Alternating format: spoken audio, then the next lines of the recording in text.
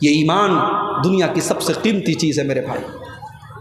ये ईमान वो चीज़ है जिसकी हिफाजत करने के लिए अगर जान देनी पड़े तो जान दे दी जाए, अगर माल कुर्बान करना पड़े माल कुर्बान कर दिया जाए, अगर बाल बच्चों को कुर्बान करना पड़े बाल बच्चों को कुर्बान कर दिया जाए। ये ईमान तो वो दौलत है। जब सुमैया रज़ी अल्लाह ताला अन्हा को जालिम अबू जहल ने जब उनके हाथ पैर को बांध दिया और जवान बेटे को उनके सामने बांध दिया, उनके शौहर यासिर को उनके सामने बांध दिया और सुमैया को ऑफर किया, ऐ सुमैया अगर तू इस्लाम को छोड़ दे, तू ला इलाहा इल्लल्लाह को छोड़ दे, ऐ सुमैया तुझे टॉर्चर करना, तुझे तकलीफ देना छोड़ देंगे।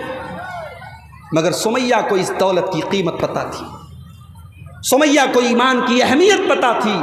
सुमैया के चेहरे पर मुस्कुराहट आती, अबू जहल इस दिल में ईमान दाखिल हो चुका है, अब ईमान निकलने वाला नहीं है। अबू जहल ने सुमैया रज़ी अल्लाह ताला अन्हा के कपड़े उतार दिए, मादरजात बरहना कर दिया, सर से पैर तक नंगा कर दिया, जवान बेटे के सामने माँ को नंगा कर दिया। सोचो मेरे भाइयों, एक माँ के लिए कितनी बड़ी अज़ियत की बात रही होगी। ऐ सुमैया मैं तेरी अजमत पर कुर्बान जाऊं, तेरे ईमान पर कुर्बान जाऊं, तेरी इस्तिकामत पर कुर्बान जाऊं।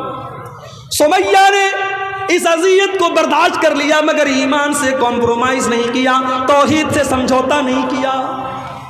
फिर जालिम अबू जहल ने बड़ी बेदर्दी के साथ उनकी शर्मगाह पर हमला करके उनको बड़ी बेदर्दी से शहीद कर दिया। सुमैया ने शहादत दे दी, अपनी जान दे दी, मगर अपनी तौहीद से समझौता नहीं किया। ईमान तो वो चीज़ है मेरे भाइयों, मेरी माओ बहनों, जिसको बचाने के लिए सुमैया शहीद हो गई, और आज आपकी जवान बेटियां इस ईमान का सौदा कर रही हैं और इश्क और मोहब्बत के नाम पर गैरों के साथ इस्लाम को छोड़ करके जा रही हैं। बड़ी प्लानिंग के साथ ये काम हो रहा है और हम और आप जहेज लेके लेने देने में मगन बने हुए हैं, हम और आप अपने फजूल के रस्म रिवाज में मगन बने हुए हैं।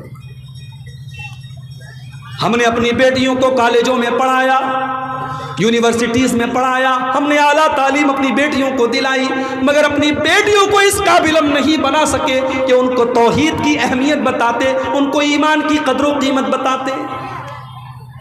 दीनी तालीम के नाम पर हमारे यहाँ क्या है, हमने बहुत बड़ा तीर मार लिया। हाफिज जी से कहा, हाफिज जी मेरी बिटिया को कुरान पढ़ा दीजिए। हाफिज जी घर में आए, रट्टू तोते की तरह उन्होंने कुरान का नाजरा हमारी बिटिया को पढ़ा दिया। माफ़ कीजिएगा, नाजरा कुरान पढ़ने का नाम दीनी तालीम नहीं है। नाजरा कुरान पढ़ करके आपकी बेटी को ये नहीं पता चलेगा कि पर्दा किस चीज़ का नाम है। आपकी बेटी जब तक कुरान की उस आयत का मतलब नहीं समझेगी जिस आयत में आपकी बेटी को पर्दे का मतलब बताया गया है, और आपकी बेटी से ये कहा गया है, या अय्युहन नबी,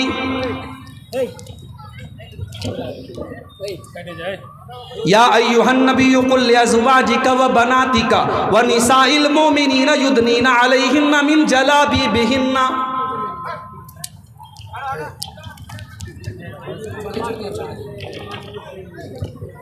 ऐ नबी अपनी बेटियों से कह दीजिए, अपनी बीवियों से कह दीजिए और तमाम मुसलमान औरतों से कह दीजिए, जब वो अपने घर से निकला करें तो अपने ऊपर चादर डाल लें, अपने ऊपर नकाब डाल लें, अपने ऊपर बुर्का डाल लें। ज़ालिका अदना अन युरफ़ना फला युज़ैन, ये पर्दा उनकी पहचान बन जाएगा।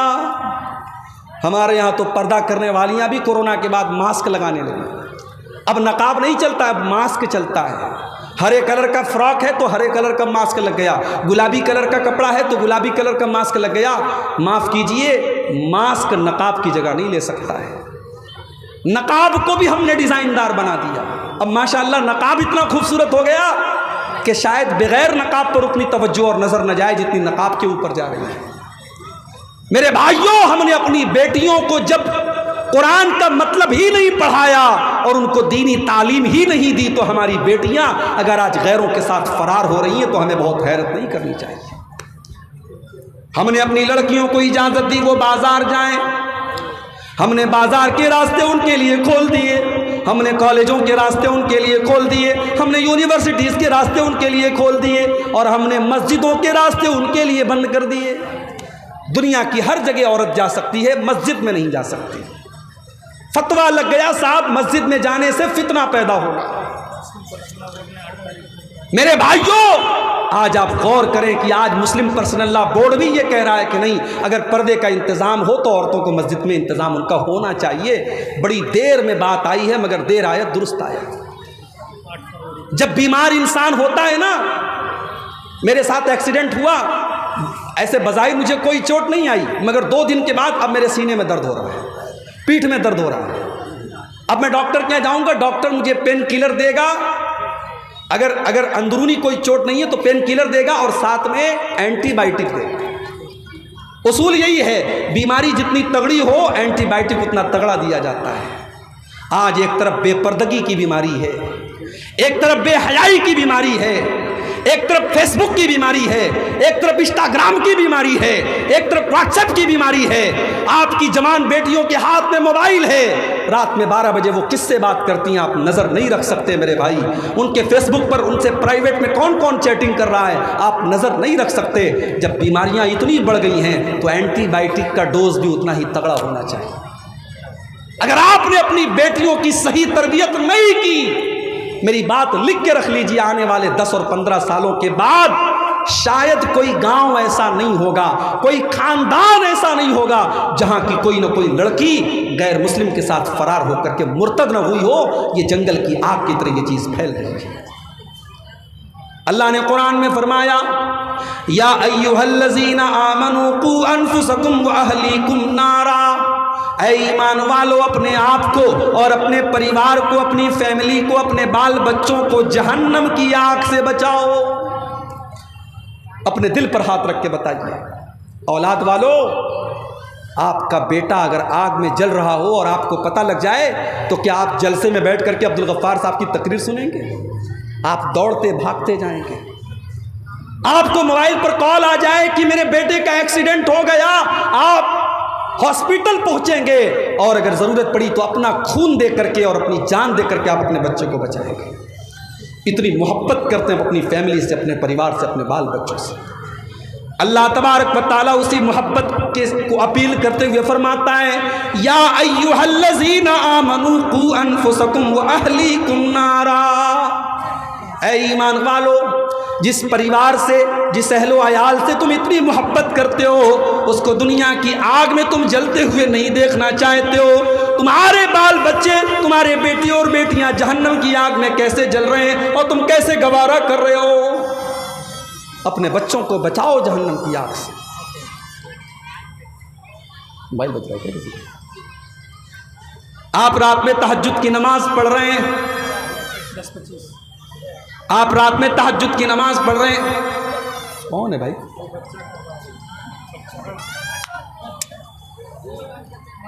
सुकून होना चाहिए प्रोग्राम में। एक तो ये शुरू में ये चैनल वाले बिला वजह परेशान करते रहते हैं। आप गौर कीजिए,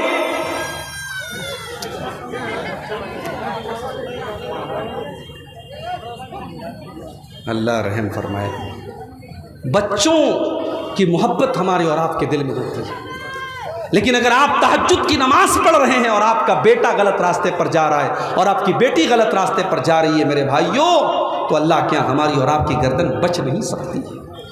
अल्लाह के नबी फरमाते हैं, कुल्लुकुम राइउन व कुल्लुकुम मसऊलुन अन रइयतिही, तुम में से हर इंसान जिम्मेदार है और उसकी जिम्मेदारी के बारे में कल क़यामत के दिन सवाल किया जाएगा।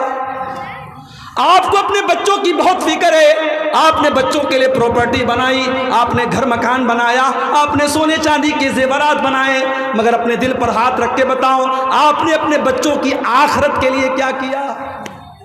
आखिरत के लिए आपने क्या किया? दुनिया में तो चलो आपने अपने बच्चों का इंतज़ाम कर दिया, मगर आपको अपने बच्चों की आखिरत की कितनी फिक्र है? कभी आपने इस पर गौर किया?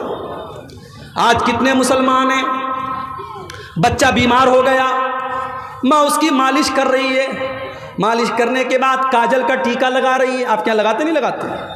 काजल का टीका लगाती हैं पेशानी के ऊपर। औरतों से पूछो क्यों लगाती हो, कहती है नज़र नहीं लगती। किसने बताया भाई आपको? कुरान में लिखा है, नबी ने फरमाया, सहाबा ने किया नहीं। टोटका है हिंदुस्तान के माहौल में राइज हो गया, बच्चे को नज़र का टीका लगाया जा रहा है। घर में नजर न लगे, गैर मुस्लिमों के यहाँ नींबू और मिर्चे लटकाए जाते हैं, मुसलमानों के घरों में भी मिर्ची और नींबू लटकाए जाने लगे। बच्चा बीमार हुआ, आपने उसके पेट में तावीज़ बांध दिया, उसके गले में तावीज़ बांध दिया। मेरे भाइयों, क्या आपने नबी की वो हदीस नहीं सुनी, मन अल्लक़ तमीमतन फ़क़द अशरक, जिसने तावीज़ लटकाया उसने शिर्क किया। अल्लाह के प्यारे नबी अपने नवासे हसन और हुसैन को पढ़ करके दम करते हैं, उईज़ुकुमा बिकलिमातिल्लाहि ताम्मा मिन कुल्लि शैतानिन व हाम्मा व मिन कुल्लि ऐनिन लाम्मा। आपने दुआ याद नहीं की, आपको दुआ पढ़ना नहीं आता, तो आपने शॉर्टकट तलाश किया, आपने मौलवी साहब से कहा तावीज़ बना के दे दीजिए। मौलवी साहब ने तावीज़ बना के भी दे दी। मेरे भाइयों, इन बिदात और खुराफात से अपनी फैमिली को बचाओ, शिर्क से बचाओ अपने बच्चों को। हज़रत याकूब अलैहिस्सलाम को देखो, उनके 12 बच्चे हैं। याकूब अलैहिस्सलाम का इंतकाल होने वाला है आखिरी टाइम में। 12 बच्चे उनके बिस्तर को लपेटे, बिस्तर को घेरे हुए हैं।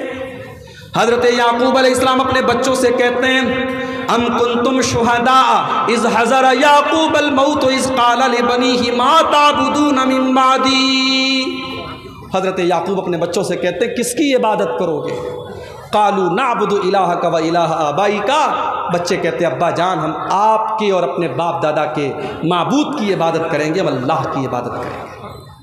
याकूब अलैहिस्सलाम को अपने इंतकाल के टाइम बच्चों की तौहीद की फ़िक्र है। मेरे प्यारे साथियों, अपने बच्चों के अक़ीदे की फ़िक्र कीजिए। और जाते जाते मैं चाहता हूँ कि थोड़ा सा आप, चूँकि मैं मजबूरी की वजह से मुझे पहले नंबर दिया गया है, जलसे वालों को इस बात का भी डर है कि कहीं जो चंदे का एक उम्मीद, प्रोग्राम के ज़रिए एक उम्मीद है चंदे की, कहीं वो चंदा कम ना हो जाए।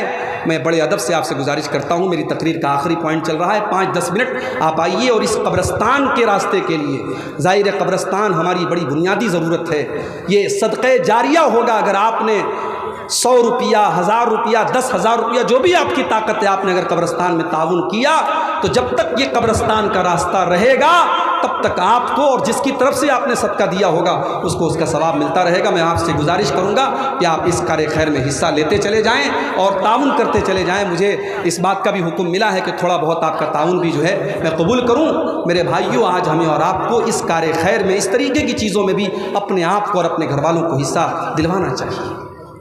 नबी अकरम ने औरतों से फरमाया था, तसद्दक़ना, तुम सदका खैरात किया करो, फ़इन्नी उरीतुकुन्ना अक्सर अहलिन नार, मैंने तुमको जहन्नम की आग में बहुत ज़्यादा जलते हुए देखा है। मैं अपनी माँ बहनों से गुजारिश करूँगा कि आप बढ़ चढ़ करके इस कार्य खैर में हिस्सा लें, अपने ज़ेवरात उतार करके आप दें। नबी के दौर में हमने सहाबा की, सहाबियात के वाक़यात हमने हदीस की किताबों में पढ़े हैं कि अल्लाह के नबी ने चंदे की अपील की, औरतों ने अपनी कान की बालियाँ, अपने गले के हार उतार करके दे दिए। आज वो मिसाल, आज इस सरज़मीन चिलमारी पर भी आपको कायम करना है, चिलमारा पर भी कायम करना है। आपको इस कब्रिस्तान के लिए आपको सदक़े जारिया के तौर पर अपना जो ताउन है, जो दान है, वो आपको देना है।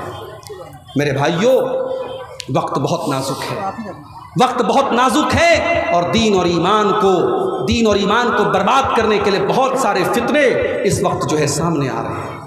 हमें और आपको, अपने आप को और अपने घर वालों को इन फितनों से बचाने की ज़रूरत है।